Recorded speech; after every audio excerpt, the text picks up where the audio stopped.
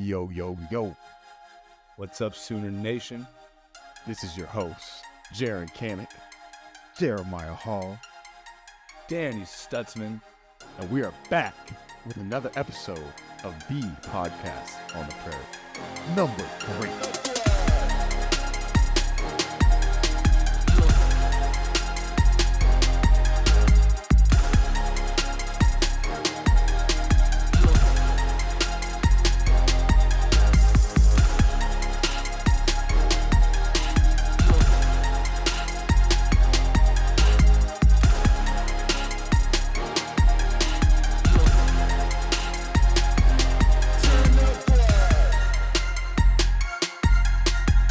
No B Willie today. What up, Sooner fans? You already know what's going on.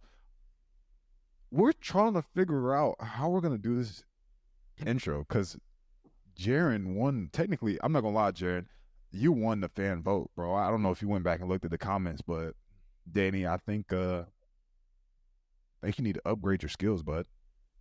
I just think it's more of a recency bias because I went first. People didn't remember my performance, and Jaren's was more recent, so they remembered it and had a kind of lasting impression on their mind.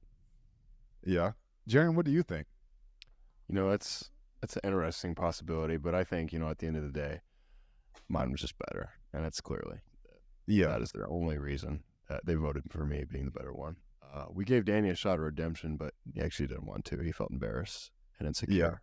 So. Well, he gave you some redemption on the field, bro, because we're going to talk about it later. But I saw you get juked out a couple of times and Danny made up for it. So, wow, you're coming at shots right off the bat. Yeah, hey, bro, we're starting this thing early. Hey, but before we start talking about the game, though, let's hold on. First thing, praise report. What's going on? Something positive, any family, any school stuff. Let the people know. Danny, Jiren. School-wise, actually, as a matter of fact, I've got my grades up. I got that 3.0, like, total GPA. So, kind of proud of that. Grades come first. I did switch my major to communications, so it's been a little bit easier. But, hey, a 3.0 is a 3.0. Well, wait, what was your major before communications? It was business management, which is, it's doable. But the business school year is really hard to get into. And, I'd rather spend, those hours watching film and studying ball than trying to figure out how to, balance a sheet, I'm talking about with the income and expenses, from liabilities, and income sheet. What are they called? I forgot it.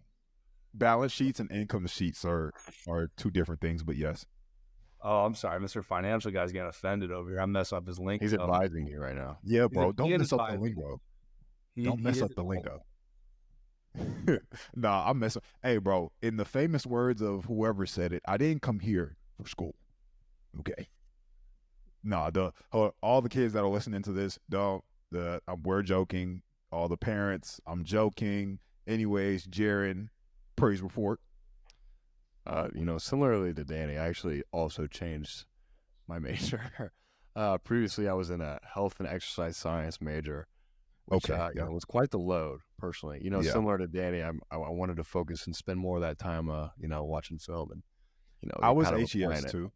Yeah. Yeah. It was kind of a heavy load, you know what I mean? So I've also switched communications and definitely lesser of a load, and I'm enjoying that. So school's going great. Had a big turnaround from last semester. The health and exercise science degree kind of kicked my butt. So did you ever get to anatomy? No. Yeah, I was supposed to take that. If I was still in the degree, I'd be taking that right now. And so that was kind of like what I failed anatomy. Never failed a class before in my life. I had to retake it at another school and then transfer the credits over to OU. So I get it, bro. I get it. In all honesty, why'd you turn your hat around? Like, I thought. So I don't know. I want to show the people your hat. I kind of like the backwards hat look a little better personally. The front of this hat's kind of big, and so it kind of makes my head look small. But I mean, I can rock it in the front if you guys really want to. But actually, I wish I had a hat. Tell me about what's going on in the front of your hat there, Danny. Actually, the story behind the hats is, me and Jaren, after a very fun Saturday, we wanted to, we had the idea. It's kind of a spontaneous thing. We wanted to collect sorority hats.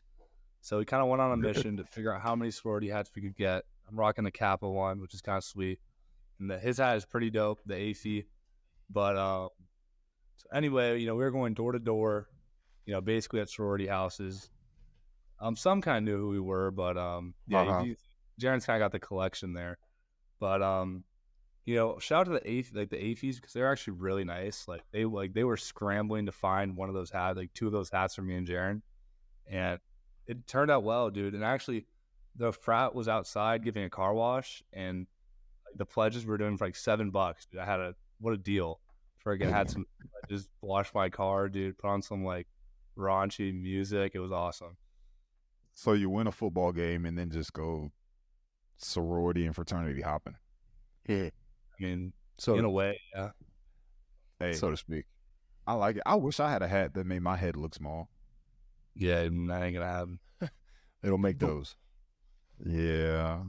I'm jealous. Hey, have y'all gone through, so I got a lot of free time nowadays, so I was going through the comments and like pretty much just grilling Alex the other day about everything that had to do with our podcast page. I'm like, bro, update the bio, go through the comments, make sure we're interacting with everybody. I was giving him a hard time. But in all honesty, though, I don't know, Jaren, since you don't listen to podcasts or anything, but now that you're on one or whatever. But our Avi, so our avatar on like Twitter and Instagram, it looks completely different now. It went from 2 brown kids to now 2 fraternity boys on the cover. So how do y'all feel about that? As a matter of fact, y'all have the hats to match it. So like y'all are like following the trend. I think the term frat bros, whatever you just called us, kind of like offensive. I'd go more by meathead. I think that's a little better term. It's a more fitting term.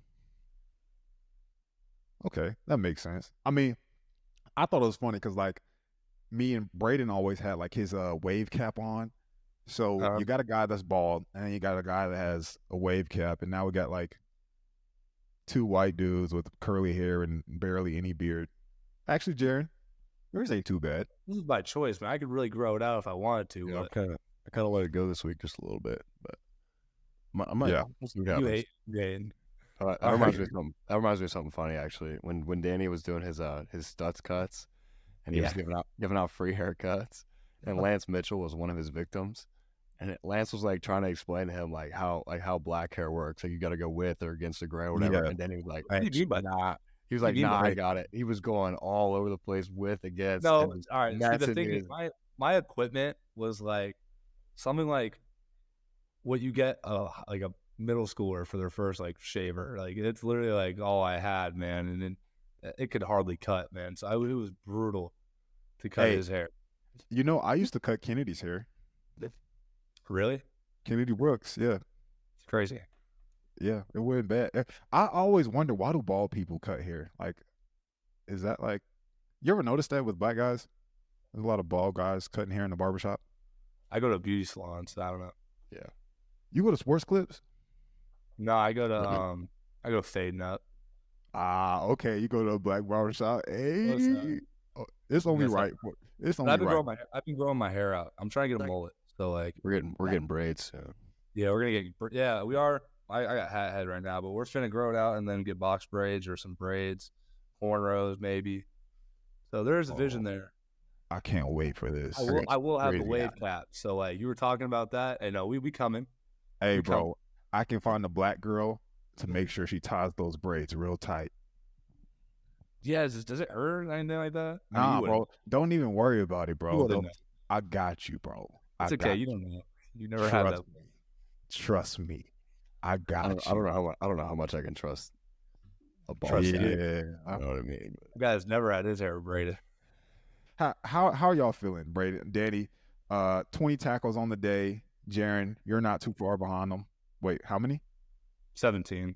17? Somebody told me it was like 20. I mean, I don't know if they double dip TFLs. Oh, okay. I don't know how that works. Are you sore?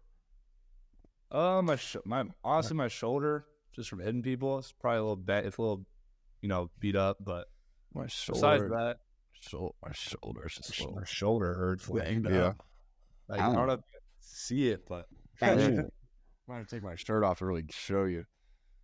And then I got our freaking covered in another rash. It's I like don't know. friction burns or something. Burns. Yeah, it's literally friction burns. It freaking hurts. So is it from the pants or? It's from the girdle, dude. I don't know what it is, man. It's. I'm not gonna show it, but it's not. I It's mean, gnarly. you showed your underwear last time, so I mean, I don't know how much worse you can get. He actually, I think he still has the exact same pair of underwear on. He hasn't changed or washed them. It's every Sunday, dude. I freaking put the booties on. I have them on right now. Danny, did you at least shower this week? No, I do laundry, dude. But like, I'm talking about your secret underwear rotation routine you have. No, it's not secret, dude. I freaking so basically, I mean, the rotation, the same 2 pair of underwear every week. Dude, no, not That's every the secret. What I'll do is, all right. So basically, here's how it works. I've kind of mastered the underwear rotation in season. So we practice every day. So correct. So Monday I'll wear a pair of underwear. All right. And I already have an other pair on my practice loop, just some underwear. So then, after practice and after I shower, I just swap the underwear out, and I put the underwear I was just wearing on my loop, and then go to the underwear and I just rinse and repeat. So I'm just wearing the same 2 pairs of underwear every other day. If that makes sense. Yeah. And then on Monday, I take one of them that I wore, the Friday one, that probably didn't come home with me because we didn't have practice. And then I'll show up Monday with a new pair of underwear, and I'll just keep the rotation going. So there's the clickbait. Dannystzman wears the same 2 pair of underwear every week. Alex, please find this man a underwear sponsorship. No, I mean, bro, it makes sense. I mean, you're already doing laundry. He goes through 2 pairs of underwear in a week, and then on Sunday he wears his booty shorts. And then tomorrow I'll shower, and I'll put a new pair on, and then it's going to go added to the loop. Honestly, bro, I don't even know what to say. At least you shower. I'm clean, dude. Underwear's clean. It's not dirty. It's not like I'm flipping it inside out and then reusing it. Like, I wear it once, and then I freaking change it.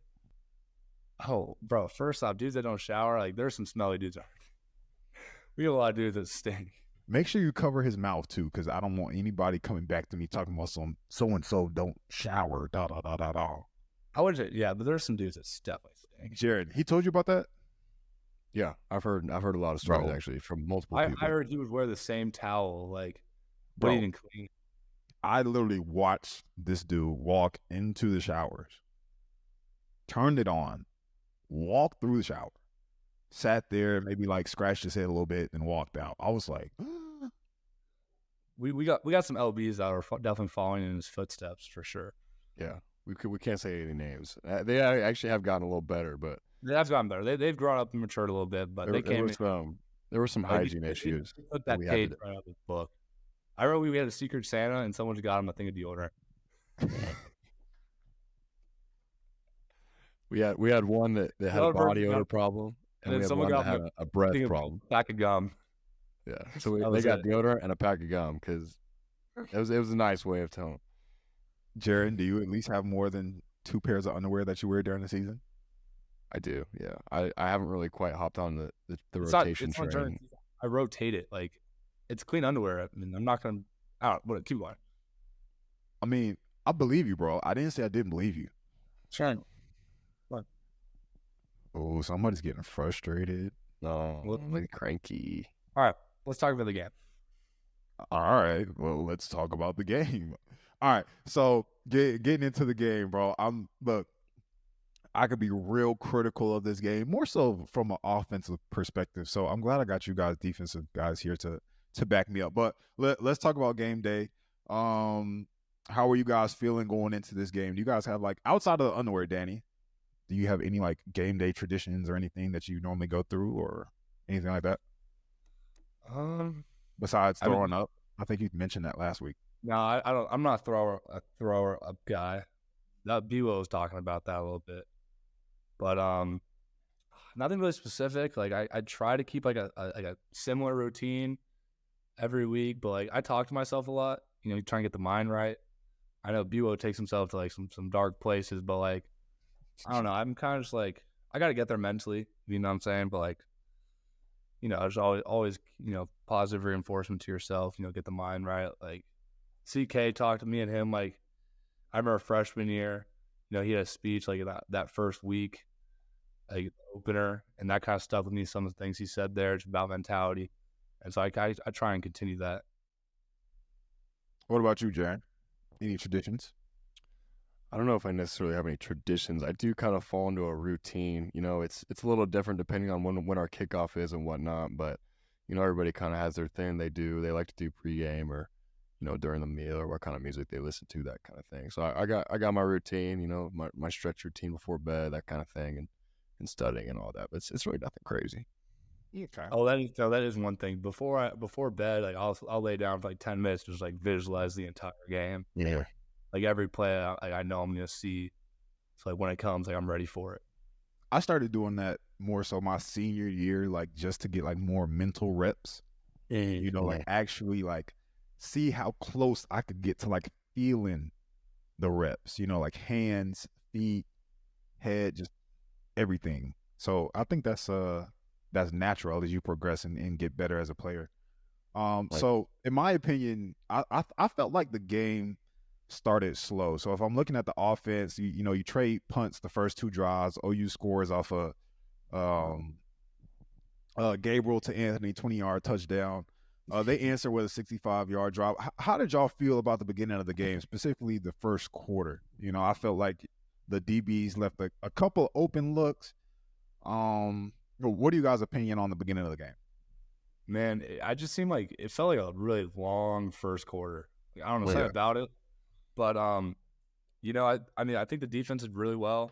We had that one drive with that long pass, and they got in the red zone. We did a good job, just holding to a field goal. I think that kind of set the tone for the day. It just kind of showed like how this was going to go down. Like, big plays are always going to happen, man. They have, especially SMU, they did a tremendous job in the portal where they got a lot of new talent in there. A lot of skill players that are really good. They're going to take shots, man. And I know I saw, like Billy never misses. So like he had one where he kind of just like going for the ball, kind of like a 50-50, and usually comes up with it. I mean, it happens. Like I'm riding with my guy all day. And so like, stuff like that, it's like, all right, we're good. Like, they can't really run the ball on us. They're whipping out all sorts of trick plays. Well, I mean, when a team's kind of getting like that, they know they can't beat you straight up. So it's just a matter of like playing your own game, reading what you like, reading your keys and just executing. Yeah, Danny. Speaking of trick plays, I thought you did a great job. The beginning of the game, I think they came out with a reverse. I think it was like the second or third drive. You stayed and chased it down on the backside. They did like a reverse. They did a fumble risky. I've never seen a risky like done. Like they had. I'm like there. I'm like I see this little dude like behind the guard and tackle, like just like crouched down there. I'm like, bro, what are you guys doing here? Like, it's like trying to hide him or something. Like we can see it. We can see this person right here, and they just had him like put the ball and hand it off on a little jet. But they definitely had cool, but like really, they do a lot to like tackle over stuff, a lot of end over, a lot of FTB, and we were really prepared, man. We had a game plan with a lot of checks, and I think the guys did a tremendous job, like just knowing all the adjustments and all the calls that we're going to, and we executed that flawlessly. And obviously there were some misfits, but we did a really good job at just communicating with everyone. Speaking here, I'll touch on the formations after this, but you mentioned the missed hits. I mean this like jokingly and seriously. Oftentimes, not often, but a few times, Danny, you missed a tackle, but Jaren, you were right there behind them, and Jaren, you got your ankles taken from you, but Danny was right there behind you and stuck the dude one time. So I thought that was, obviously open field tackling is hard. Jaren, you talked about that before we got on the podcast. That's why I play offense, because I knew I couldn't tackle anybody in the open field. But I like that combo there.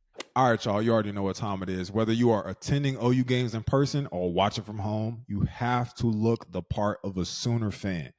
That's why we've partnered with Home Field Apparel to get you looking like a true fan on game day, all right? Home Field is a premium collegiate apparel brand based in Indianapolis. They emphasize their commitment to creating incredibly comfortable, officially licensed apparel with vintage college designs. Home Field designs are super unique because they delve into the archives and history of each school using unique logos, mascots, and iconic moments to create thoughtfully designed apparel.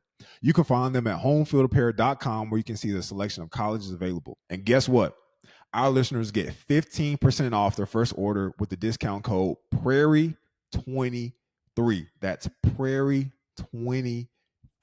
It's the perfect apparel brand for this football season, so check them out. And again, that promo code is Prairie23. Use that at checkout to get 15% off. I took some notes throughout the game. What was that? Roxy. Bro, she's been gnawing on my chair, like just eating this wood up. But hey, to go back and talk about the kind of the missed tackle thing, like that's kind of one thing. Like when you're playing aggressive defense and you have like dudes that are flying to the ball, you know, it's kind of like there's times you kind of get out of position. You know, you're straining so hard to get there. Sometimes you're not really have a good stance or good base. And man, some of them dudes are shifty. Like that quarterback put a move on me, like the nastiest dead leg I've ever seen. I was like, dang, like he got me. But like, I mean, I know we have dudes flying to the ball, so like if I can get him to, you know, go lateral and not really go like downhill, I know like dudes are right there to make the play. So like sometimes in that case, there's positive misses. Obviously, you want to make the play, but you know, like when you're flying to the ball, giving 110% effort, like sometimes you kind of just overrun it or a little too aggressive. So that's kind of with the defensive aspect. You got to have 11 hats to the ball every single time because when those plays happen, you know, and that like Key's play where, you know, he forced that fumble out and we already have two dudes right there to pick it up like before it goes out of bounds. Like Woody did a tremendous job keeping it in play and I was right there. It's just kind of like the mentality. I'm glad Woody did a great job of not knocking the ball out of bounds. That was great awareness by him. And you did a good job of securing the ball before you even got out of bounds. I wrote that down as well. Also, moving back to the point that you had before that, I used to give our defense a hard time about missed tackles. And when I got to the Giants, our special teams coach would talk about this all the time. And this would be from a defensive perspective too, but he would always say, shoot your shot. Because much like how you just said, Danny, if I can get him to take a second to go lateral instead of forward, now he's wasting time and losing momentum and somebody else is coming to make the tackle. So my perspective on missed tackles has changed over the years. And so I thought that was a good point. Moving into halftime. So I feel, honestly, it didn't even feel like the game started, at least from an offensive perspective, until halftime. You guys did a great job of keeping the score low. What was the message from the coaches? Jaren, you want it? You know, pretty much just keep doing what we're doing. Obviously, you could overhear Levy a little bit, kind of getting on the offense. And, you know, defense is up. They're going to go get a 3 and out, and then we're going to go storm the ball down the field and score and get this thing going offensively. And I don't really have much to say other than that over what I overheard offensively. But, you know, defensively, just keep doing what we're doing, you know, correct our mistakes, keep flying around, keep making the right adjustments. You know, like Danny mentioned, we did a great job of anticipating, you know, the game plan and knowing our checks and knowing what to do when they got in those formations and whatnot. And so, you know, just keep recognizing that kind of stuff. They had to do a lot of different stuff to try and dick with us and mess with us to, you know, they couldn't beat us straight up. So that's kind of what their game plan was. So it seems. So our coaches were just hounding on, you know, staying disciplined, keep doing what we're doing. You know, our offense is going to come at them and, you know, we're going to finish them off. And then the second half. Let me talk about the offense real quick, and then I'll ask you guys another question about the defense. So my opinion on the offense, normally I'll talk about this with Braden, but I felt like the offense started off super slow. One, because the main reason was because, in my opinion, the offensive line couldn't get to the second level. All right, so I know Danny, Jaren, you know, what makes feeling a run play, a gap scheme, or a counter scheme tough is the linemen's putting hands on you. You know, we didn't do that from an offensive perspective. So that left their linebackers free to make plays, stuffing Marcus Major at the line of scrimmage or limiting his progress to 2 or 3 yards at a time. Well, this is also evident. Did y'all see Jackson Arnold go into the game? All right, beginning of the game. Yeah, beginning of the game, we run QB counter. So with a GT counter scheme, for all our listeners, that's the guard and the tackle pulling. We also added the running back into that scheme. So we essentially have 3 pullers. If you go back and watch the game, we don't get hands on the linebackers. They stuff the hole, making progress hard for anybody to get through. Arnold can't get a good read, and we're stopped in the backfield. So I thought that SMU, looking at their offense, I thought that you guys faced a pretty quality offense. You know, going back to what you said, Jaren and Danny, about making your checks. You know, I saw a lot of times you guys will go to from a 3-man front, walk down to a 4-man front. Next thing you know, you got 5 people, 6 people in the box. Was that part of the checks that you guys were making in order to make adjustments to their offense? Yeah, I mean, in some sense, Coach Venables has a lot of different looks. Man, we could do a lot of different fronts. It's very, kind of versatile in that sense. But, kind of just talk about that. I think, that when they were in 10 sets, just like a double slot look, 2 wide receivers on each side, and we're literally have a 4-man box, which, if you're like an offensive line coach, you see, you got 5 blockers and a running back, and they got 4 guys in the box. We were 3 down front, and they ran like a counter, so that should be a play where it's really like, that should hit the home. numbers look good. The numbers look good. And when you're out there, and then we're stopping that for like 1 yard, because like the DN spills the ball and then makes the ball bounce out, and we have hats flying to the ball. It's kind of like demoralizing as an offense when the numbers are there for them and they still can't do anything about it. And I think we did a tremendous job, just knowing where we had to be, knowing our fits, and kind of just trusting everyone around us. Where we were playing fast, playing physical, and really just stuffing everything they had. Jaren, I was looking at one play where I think it was like an all-out blitz, or I couldn't tell, but on that wheel route that I think it was their running back caught. This is for sure. What'd you say? The short yardage where the running back coming out. Yeah. What was the thoughts there? Because I couldn't tell if it was a pick play or if there was a blown assignment in there. If it was a blown assignment, then we could just say blown assignment and keep it pushing. But that was one play I just wanted to ask you guys about. What happened there?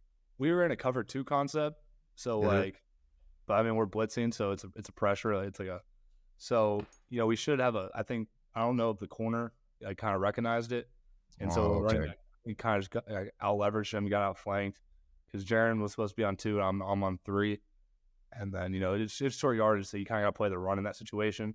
And with the thing, we kind of had an aggressive mindset, and unfortunately, those plays happen, man. It's kind of just got us there. Okay, I was just from my curiosity, I was thinking about it. One thing I did like up until the 4th quarter, you guys were very disciplined in terms of penalties. Yeah. Have you thought about that since the end of the game? Outside of Jaren, I thought your pass interference could have been. Yeah, it could have gone either way, but no, it was definitely a PI. Yeah, most definitely. After watching it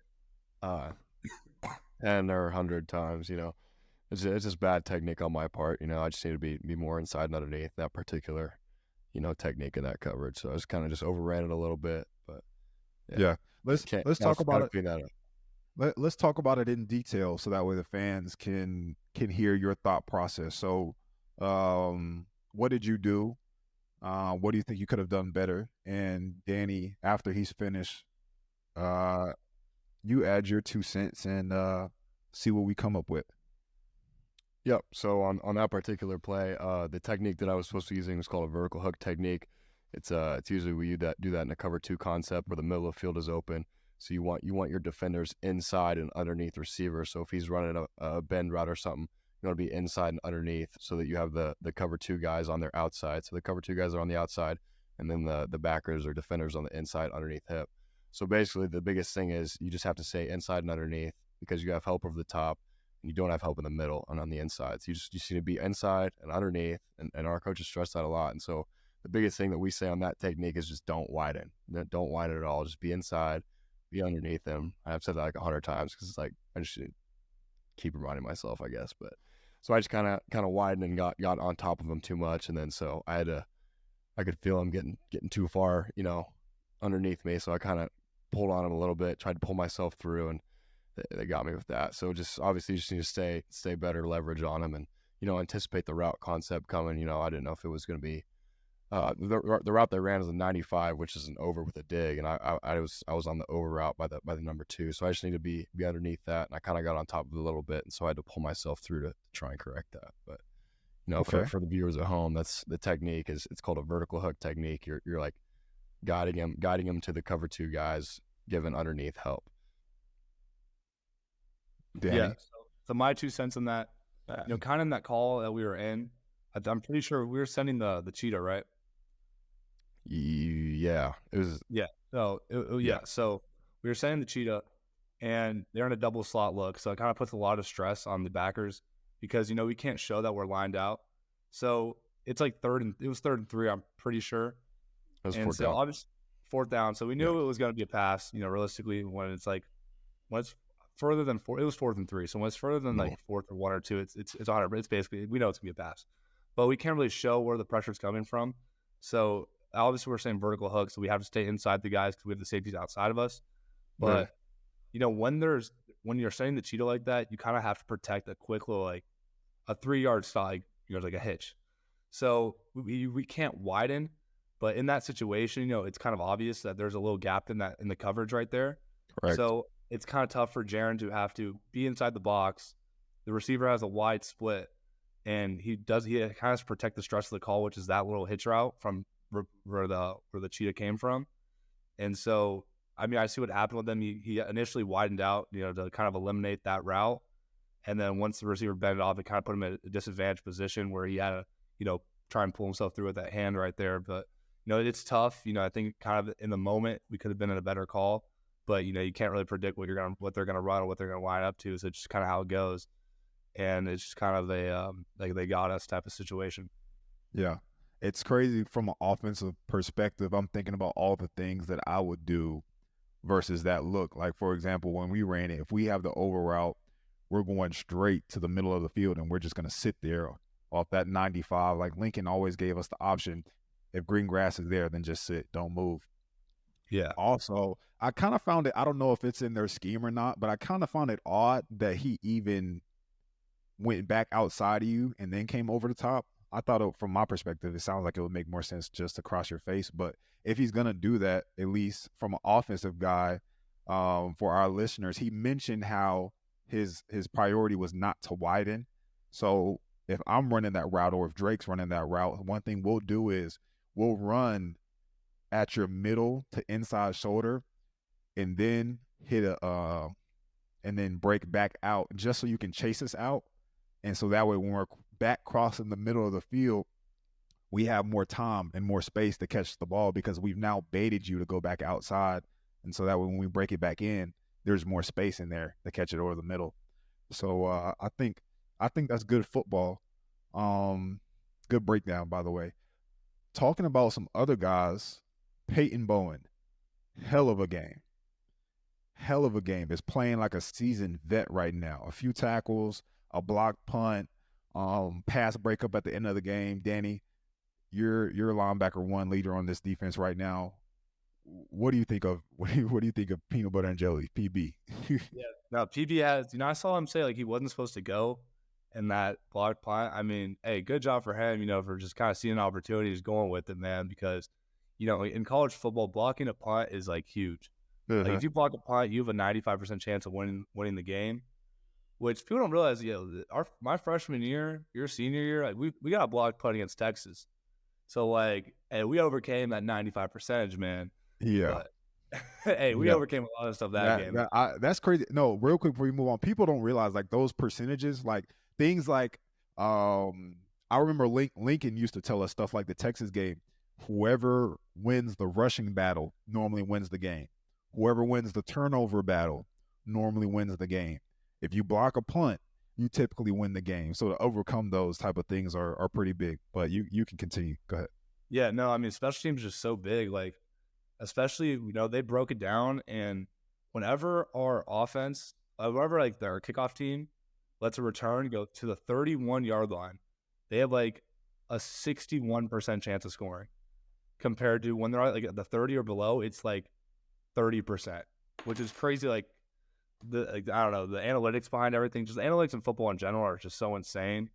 Like, just those numbers. But, back to Peyton, he did such a tremendous job. He plays with so much instinct, man. Like, he sometimes, he's a young guy, so he makes some alignment mistakes, just stuff. But, his effort and his talent makes up for so many of his little mistakes that he has where, he makes such big plays. And, could have himself a pick there late in the game, PBU as we'll call it, but dropped interception is what it is. But I'm really proud of him, man. He's playing great. Having a young guy like that you can really count on, come in the game in those critical moments and just do what he needs to do and make big plays is huge for any team. Danny, giving you your flowers a little bit here.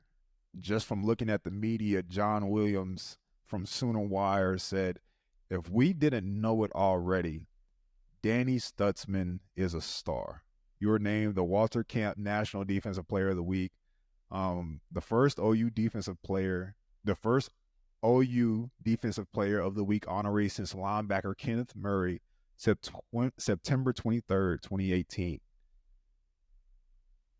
That was 5 years ago. I didn't even know it was an award, but I'll take it. I mean, Player of the Week, it is what it is, but, it's awesome, man. I really just want to give it to my guys. Looking back at that game, man, like, we just did such a good job. Even when they scored to make it, they scored and had the 2-point, like, we were just so unfazed because we knew, like, the entire time, like, all right, it was all, like, mistakes that we made. We had, I think, 3 penalties that drive. Even Coach V had one. So, like, it was our penalties. Like, the penalty was on him? Yeah, he like the ref. He said like the sideline. He's like, even I had a penalty. He's like, the referee ran smack into him. Bro, I figured it was a player. I didn't know it was Venables. No, yeah, it was Coach V. Yeah. I guess we got to bring back the get back coach. That's something I think he retired. I think he needs to come back. So we were kind of like, what's up? I think we need to find a young, able body to really get in there and control Coach Venables, man. Oh man, one thing you mentioned just about Peyton, and you just talked about it. About the rest of the defense. Although there were some things in there we could critique all day long, one thing I admired about the defense as a whole is the hustle.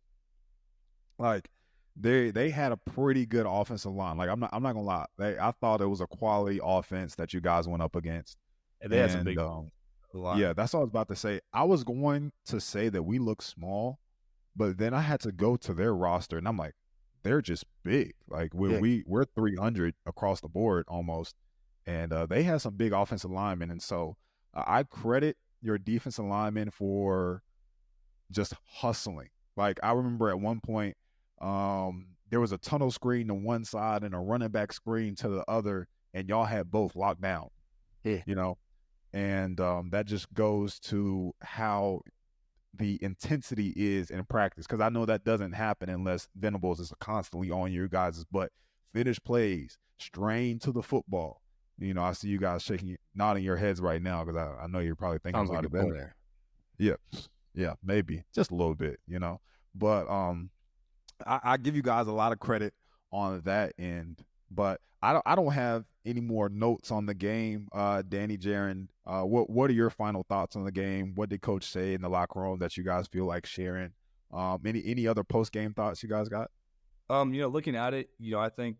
Going back to like that strength stuff, it really comes with how we practice, man. Like our Tuesdays and Wednesday practices are, man, they're difficult, man. They're really harder than the games. So I'm gonna keep it a buck. Like those practices are so like strenuous, and then like even on like credit to the coaches, man, because on Thursday, like they went super fast tempo, and it kicked our ass. Like they made so much chaos, like because like the scout team, like they would each have guys like already lined up.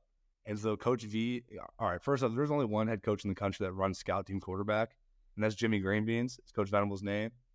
Honestly, he's a pretty good quarterback. Like he dimes them up. He dials it up. You look at practice, he'll throw some dimes on us.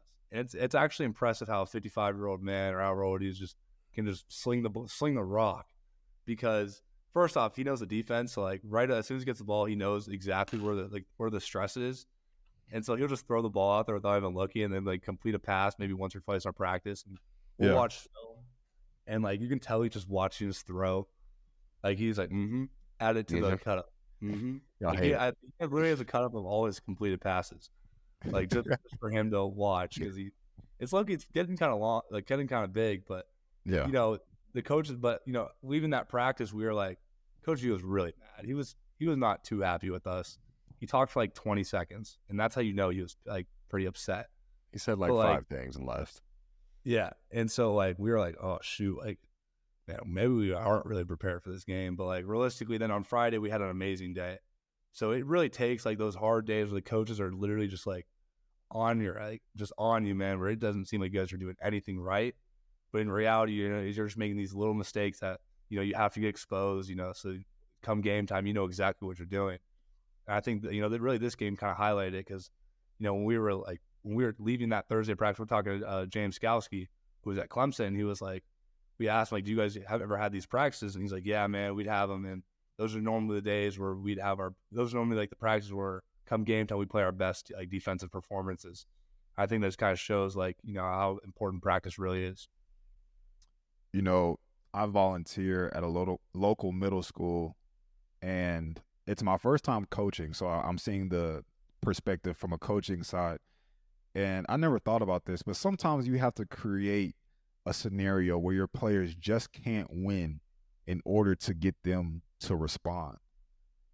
It's not always about necessarily doing it right. It's about being better, And so coach isn't necessary. He may not be preparing you. Maybe it wasn't SMU he was preparing you for. Maybe it was Iowa State, or maybe it was Texas, or maybe it was, whatever form of adversity that you guys will face in the future.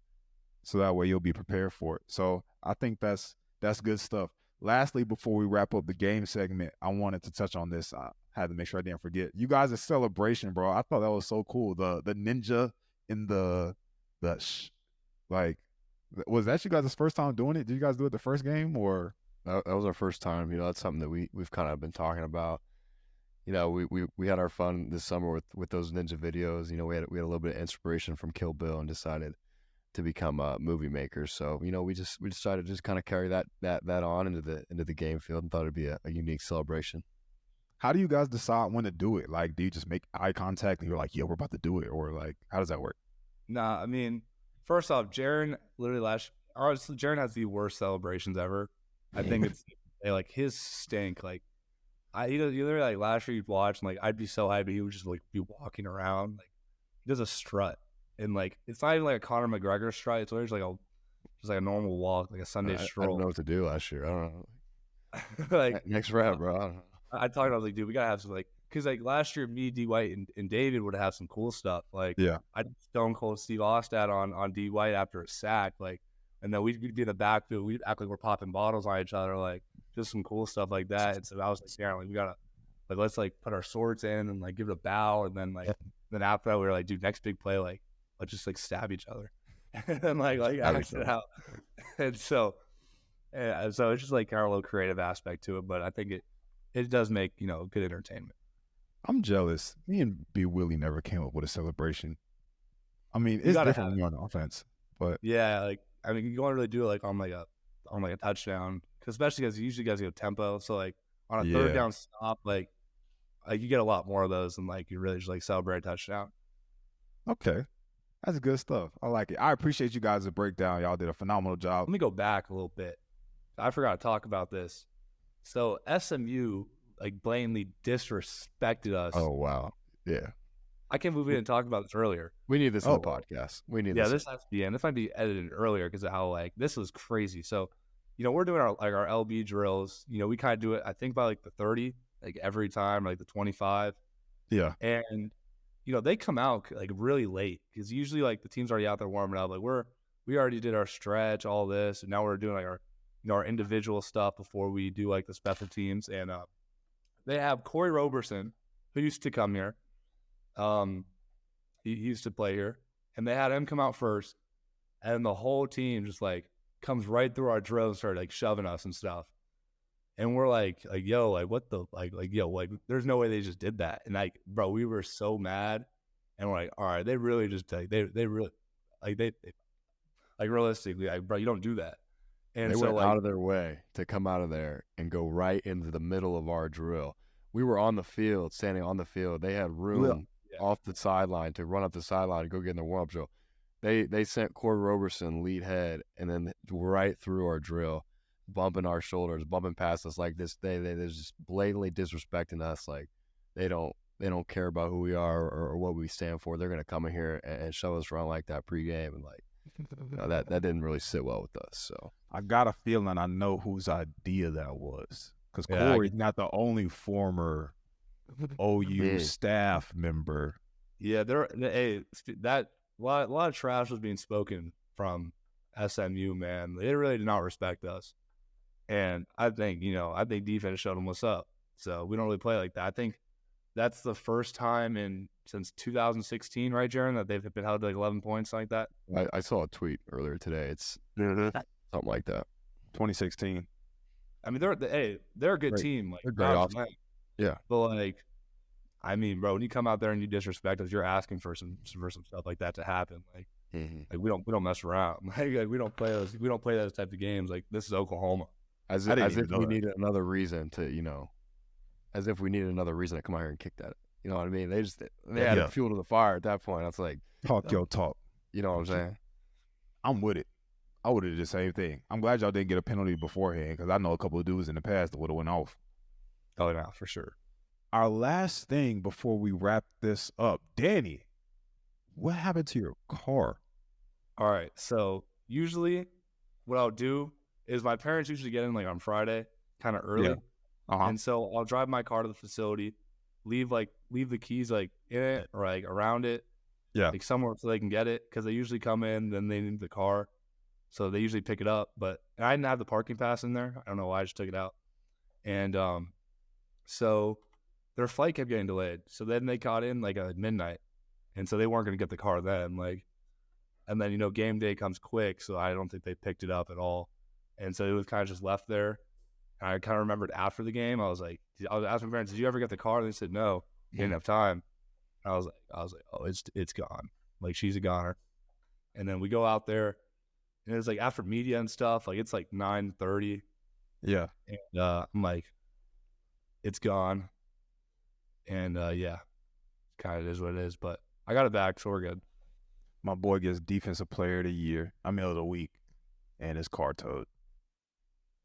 It happens. Normally PD gonna play, bro. Oh my goodness. Oh, they not play. I hated having to buy a parking pass. Like every year, that's one thing I despise.